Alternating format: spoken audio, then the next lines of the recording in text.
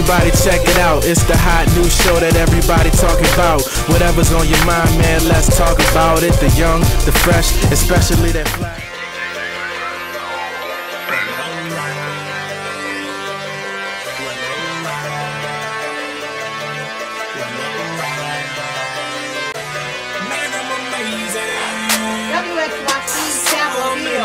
Is now 6:26 p.m.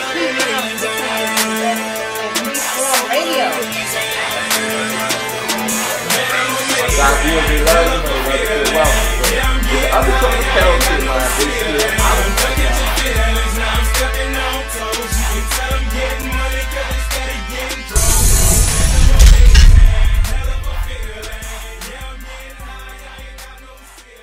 What's up, everybody? This is your boy CEO, and welcome back to the Drop Show. Okay, so lately I've been receiving a lot of messages asking me for advice on how to pursue your dreams in spite of your circumstances or in spite of having the fear of the unknown. And of course, your boy CEO loves to share his perspective, but this time around I wanted to offer you guys a little bit more. So what I'm going to be doing is taking you all on a 3-day journey interviewing young black professionals that's making moves. Not only are they dreaming, but they're bringing their dreams into fruition, okay? So first up I have DeAndre Royal, Austin Henley, Deion Davis with Life Kit Lifestyle Apparel, alright? Can y'all say what's up to the people real quick? My drive viewers, they love, they love to feel welcome, but it's an up-and-coming apparel kit line based here out of North Carolina. Now I'm not going to go into too much detail, I'm going to fall back real quick and let them share more information, okay? So first up, we're going to start with the what exactly, who is Life Kit Apparel for those who may not know, and exactly what type of product do you guys put out, okay? Sure. Well, Life Kit Lifestyle Company, the name itself is an acronym for love, engine, knowledge, and time, and we are an accessories brand right now. We focus on accessories and whatnot, but we have an entire brand of things that are lined up that comes out of Life Kit. Life Kit is a company made up of people who believe in collective individuality and making sure that we tap into our own personal potential. Each one of our products has a certain meaning to someone. Someone who supports our company is someone who is willing to put themselves out there and say, this is what I believe in, this is what I stand for. And that's one of the biggest things about our company is that it has a personal tie to it. When you represent Life Kit, you represent something that you really believe in, and that's one of the things that draw a lot of people to what we do, and that's what one of our selling points will be for the entirety of our company. I might be going out on a limb when I say this. Is it safe to say that you guys are almost a conscious apparel line, like apparel with a conscience? It's kind of, you kind of want to stay away from conscious almost when you're in our business, because some people have a certain stigma of what conscious really is. So, I would say we're more of a socially aware company. I wouldn't want to say conscious, socially aware. I dig that. So, Life Kit Lifestyle Apparel is somewhat a household name here in North Carolina, especially among the college students. And we see you guys together, but a lot of us don't know the story behind y'all coming together. So, can y'all share exactly how did you guys meet up and come up with the concept? We didn't really. ABDC was our first time performing ever together collectively. We all did auditions and danced with each other's classes, but we never danced collectively together until the audition. And the audition really, we actually didn't go the first day. We came in the first day and it was too late. We didn't even have a routine, so we just begged and pleaded to the judges to give us a chance to audition at the callback. And they were like, well, basically it's going to be like this. If y'all aren't good, then we're not going to put you through to the judges, but we're going to give you the opportunity. We had to make up 2 routines overnight, and we auditioned those 2 routines, and we made it all the way to the show. So. Started here at this station, WXYC Chapel Hill, when I was in school, and the station was looking for on-air people to fill in, and I went to an audition and I got the job the first time around, which I was shocked, and just came on and started doing what I'm doing now. And I was here about 6 or 7 months, and they were looking for a business manager for the radio station, so I applied for the job and got the job, and I was the business manager here for about 1.5 years. Now, I see you give me a little bit of background information. Okay. Now, I'm one of those people, even though it may be one of the cliche questions of an interview, I believe that there's power in the journey. You feel me? So if you can just go back even further and let me know when exactly did you decide to pursue radio?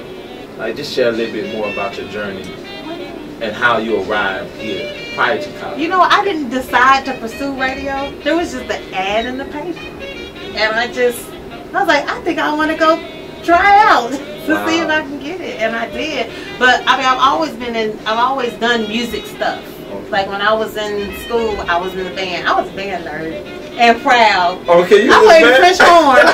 I was in the band too. Yeah. I played bass drum. Did you ever go to band camp? No, I didn't go to band camp. Ooh, band camp. Well, it started back in summer 2008, 2007.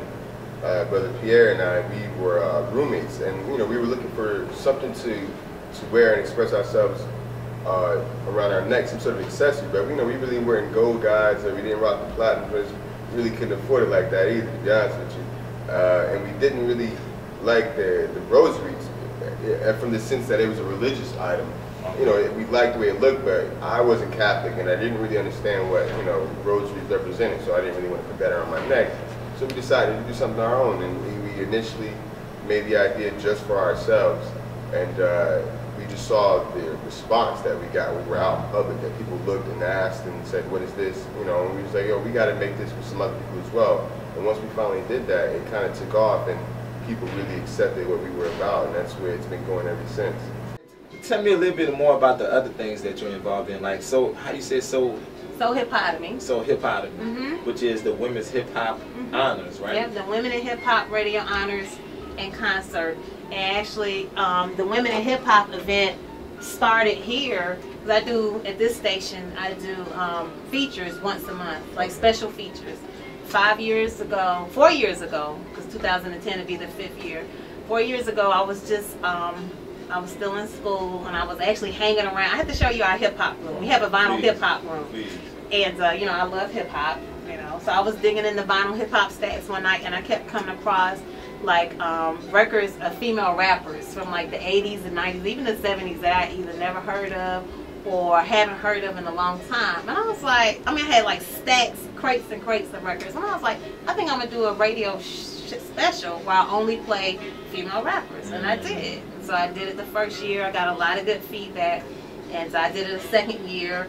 And then, so last year I was like, well, why don't I see if I can build on it? Because people started asking me, hey, are you going to do the Women Rappers radio special? And I was like, okay. So there was some interest there.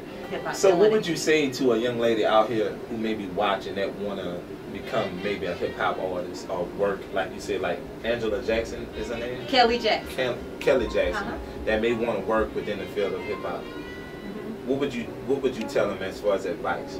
Number one, keep your legs closed. That's number one. That's what we real talking, right? Right. I mean, it's serious. Because men will try you. And men, you will. But that's first and foremost.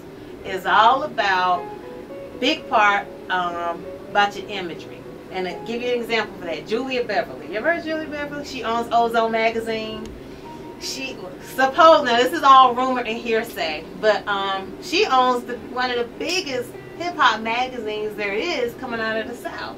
And Mr. Fab, who was a Bay Area rapper, got on Twitter and talked about this woman, Julia Beverly, giving sexual favors to men to be in her magazine. Wow. And started naming all of these rappers. Now, I don't know how true it is. However, think about, this happened a couple of weeks ago. Think about how that damages her imagery. And men lie, women lie. Right. However, even once it's out there just a little bit. So you have to be really careful, young ladies, as you're coming into the game. Guys will try you, and you may run across guys that you like, but you have to keep your business first. Right. It's all about business. You got to keep business piece first. So speaking of the number one was keep your legs closed. Number two is get your business straight. Because if your business is off, your grind is off. Period. So get you a good entertainment lawyer or just a good lawyer, period. And get your business straight. Because otherwise you'll be hustling backwards. Right. And you don't want that. You know what I'm saying? So that's number two. Number three is get you a good team. So grow your team. Good team. Lord, I've been hearing that a lot. Yeah, me too.